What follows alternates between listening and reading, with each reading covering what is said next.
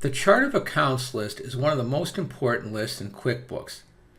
If accounting is a language speaking in numbers, then the chart of accounts is the dictionary used to define the accounting language one uses. Therefore, it is very important to get your chart of accounts right, because if you don't, then your numbers may lack the credibility to be usable, which would defeat the whole purpose of why you do accounting in the first place. In the last session, we spoke about how you get around in a list. So let's jump right into managing and using the chart of accounts list. When we go to the drop-down list menu, the first choice is the chart of accounts.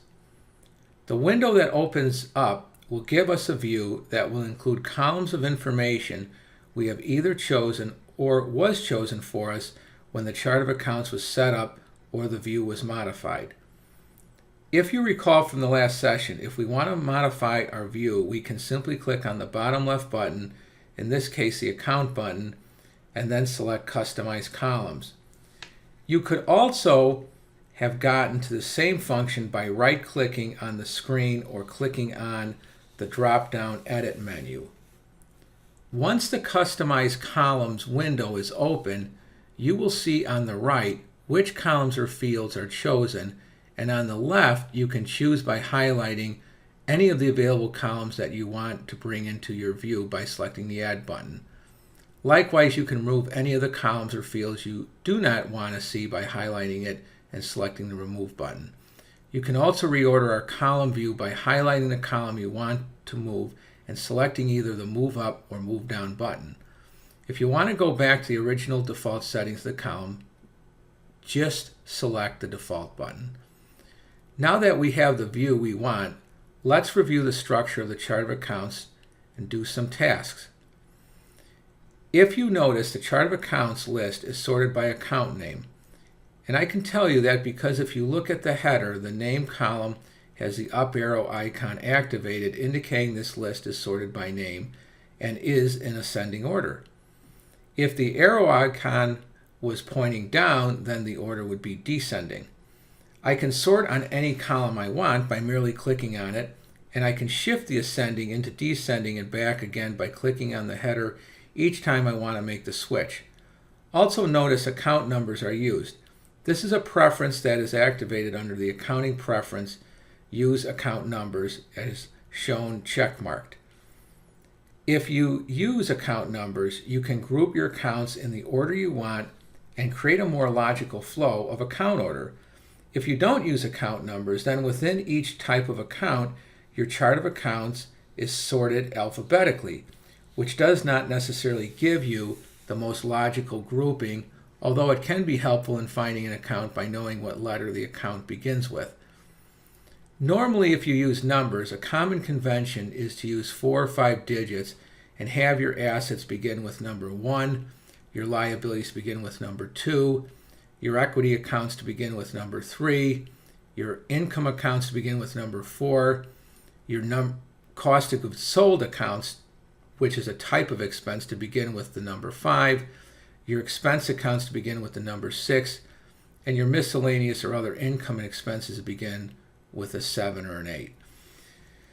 In the ordering we have in this chart of accounts, you can see that our accounts are grouped in a sequential order that also follows the grouping of account types from current to long-term assets, such as bank accounts, to fixed assets, short-term to long-term liabilities, from accounts payable to loans, which are long-term, and then equity, income, cost of sales, and expense accounts. The account types are important since each account type occupies a special place and order on the financial statements they relate to. Asset, liability, and equity accounts relate to what is called the balance sheet or statement of financial position. Income, cost of goods sold, and expense accounts relate to what is called the profit and loss or income statement. We go through these statements in greater detail in the reporting lesson of the course. The way to create a new account is to activate one of the menus, whether it's clicking on the lower left-hand button, right-clicking, or going to the Edit menu and then selecting New. The first window that appears prompts you to select the appropriate type of account you are creating. You can only choose one type and you must make sure you pick the right one since it will affect your financial statement adversely if you choose wrong. If you aren't sure which type the account you are creating may be, you can select one of the radio buttons to the left for the type of account you choose, and on the right you will be given a description to help you to decide. If you still can't determine what type to choose, then talk to your accountant or someone to help you choose correctly. Don't ever simply guess. Make sure you know. There are 16 types of accounts to choose from. Note the first two are profit and loss type of accounts, that is income and expense types, as well as the last three are cost of goods sold, other income, and other expense. The other type of accounts are balance sheet account and represent either some type of asset, liability, or equity account. Once you've chosen the account type, then select the Continue button.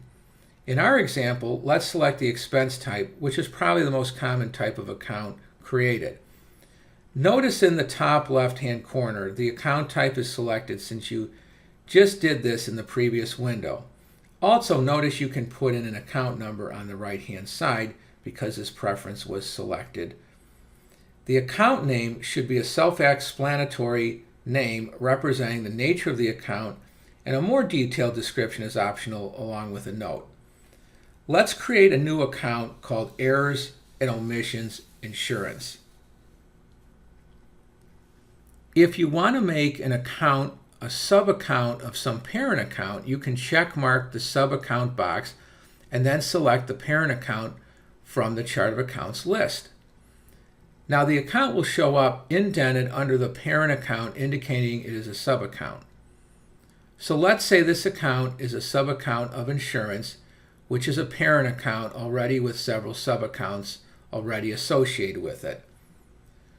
To place this account between two existing insurance sub-accounts, we will give it the number 62135. The tax line mapping field is also optional and allows you to associate your account with the tax line equivalent used on your business tax return. Unless your QuickBooks data can be downloaded into the tax software used to create your business return, it really isn't necessary to populate this field, and many times it's more of a convenience to your accountant than anything else, and they end up doing this for you since they want to be sure the correct field mapping is done to complete the tax return. The last option, Track Reimbursed Expenses and Income Account, relates to whether you want reimbursed expenses to be recorded as income or reflected as a reduction to the expense incurred. We go over this process in more detail later in the course when we are reviewing vendor transactions which are billable to a customer. Once you are complete with setting up the account, then you can select Save and Close or Save and New. If you want to keep creating more accounts, then that's the one you should choose, is the Save and New. You can also select Cancel if you don't want to save your changes.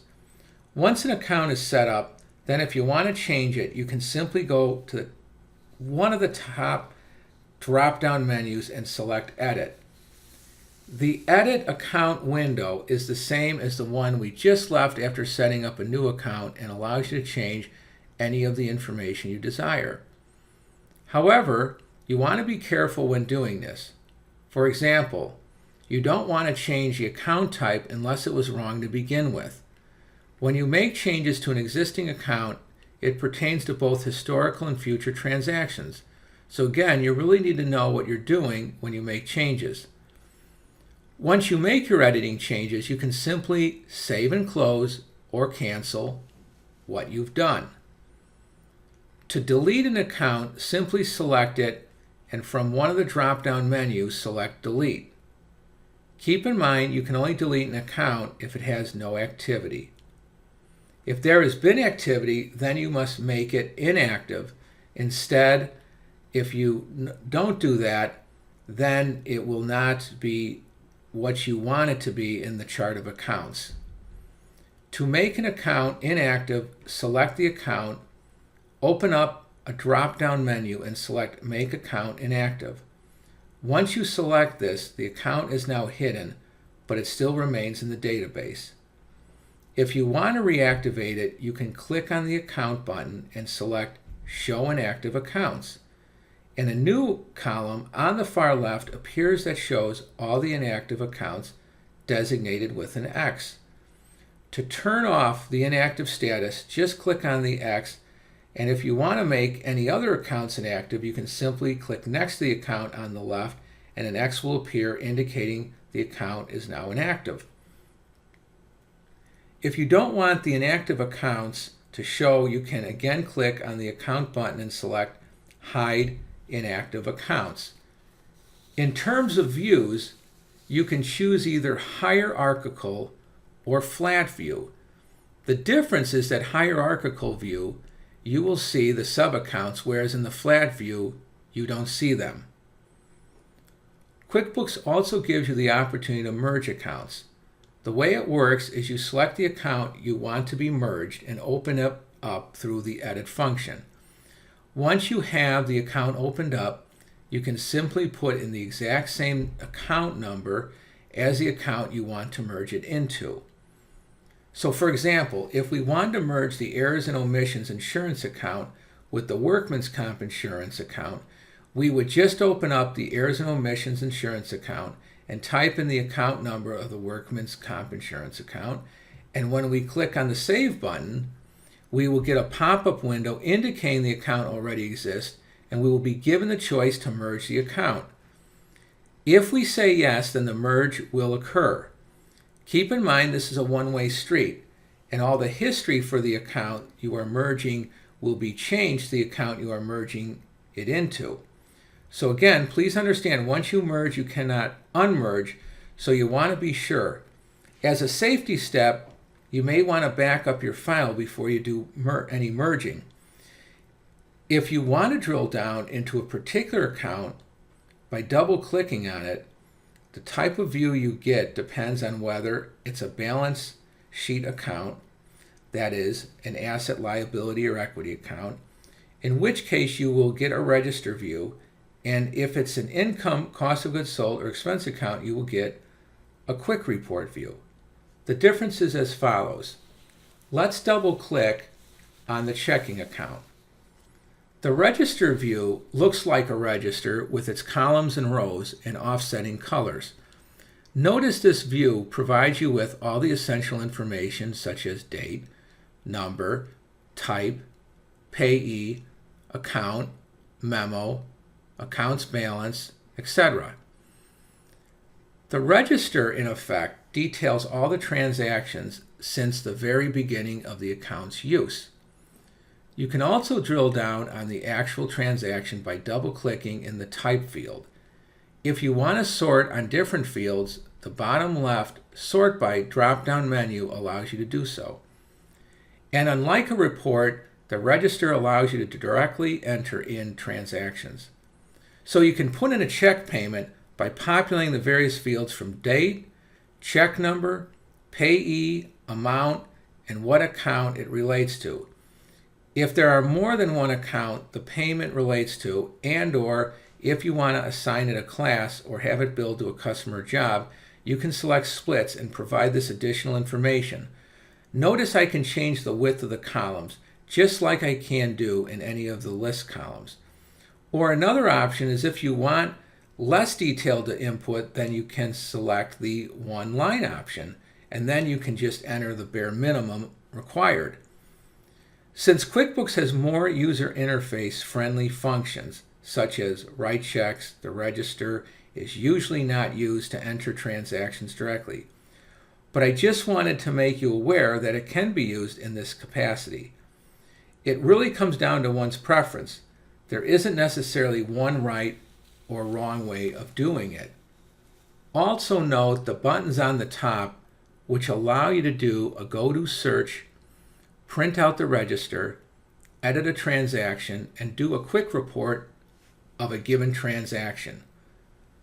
In terms of the income, cost of goods sold, and expense type of accounts, when you double-click on one of these, you get a quick report, which gives you a history of the account's activity.